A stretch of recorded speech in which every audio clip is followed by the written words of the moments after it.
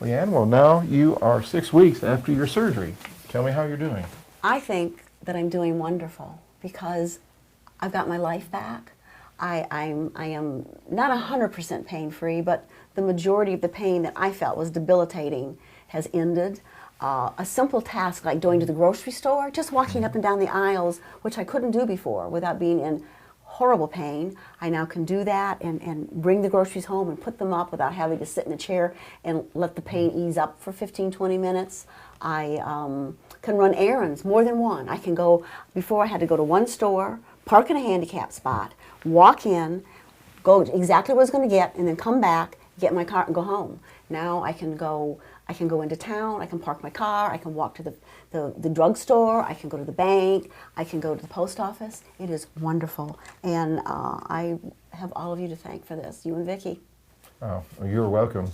You are now roughly about halfway through your physical therapy sessions now. You're 6 weeks, and usually you start the physical therapy about 3 weeks or so afterwards, start doing that, and there's a definite program to go through, and that's about 6 weeks, so you still have about 3 more weeks with your physical therapy. You're right about that. I feel that now that I've had the surgery, that the ball is in my court, that I need to do my exercises, which I do faithfully, and you get better in small increments. It's no big, wonderful step. It is every day, it's forward. But before, when I would exercise and go forward, I'd always fall back because the SI joint would go out. And now it's like everything is forward, and it's a wonderful feeling. It really is. Probably the thing that I have the biggest problem with is the stretching the piriformis. It's just, it's hard. It still wants to give me a hard time, but I know it's still, each day is better. Each day that I stretch it and go in physical therapy 3 days a week now, but it is worth it.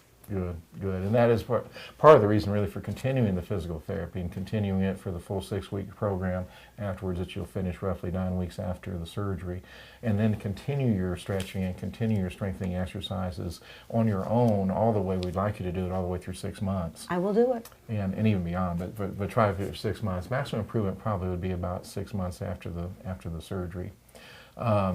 And the piriformis syndrome, or piriformis tendon, part of it is stretching that out, because the piriformis becomes tightened, as do some of the other muscles. So you're going to strengthen or stretch those out, and also strengthen the muscles as well, muscles that haven't been used because you really had part of it had atrophied. So all that is part of it. I did want to mention a little bit about the piriformis syndrome itself. Here we're talking about still having some piriformis pain afterwards that you're treating by continuing stretching and continuing to get better and better gradually after the surgery. But there is an entity also called a piriformis syndrome, which by my definition, or our definition, is diagnosed by EMG, by electromyography. That's that test I had before surgery. It is, and that's one of the reasons why we had you take it. Okay. We want to make sure that you don't have other things going on, a neuropathy where you have compressed nerve root, which is sending signals down your leg and pain down your leg. That's part of it. But part of it also is to make sure you don't have a piriformis syndrome. Piriformis tendon is a fairly stout tendon in the buttock, in the area where you're typically having the pain in the back.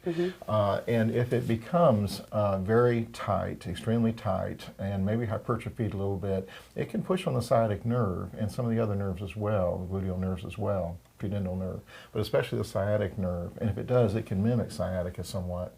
Now, if it does that, it will send, it doesn't have to be a full sciatic type of syndrome going all the way down the leg, but rather into the groin a little bit, down the back, especially down the posterior thigh, as well as the pain in the buttock area.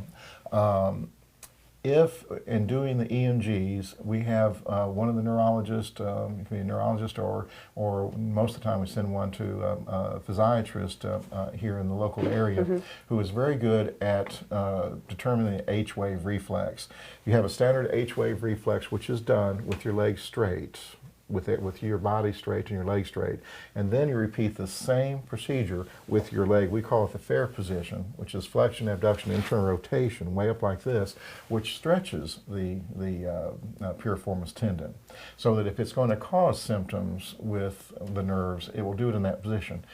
If there is a delay in the, or prolongation of the H-wave reflex by 2 milliseconds or greater in that position, then by definition you have a piriformis syndrome that will respond well to releasing. It's in those cases that release it. If it's less than that, then we don't release it.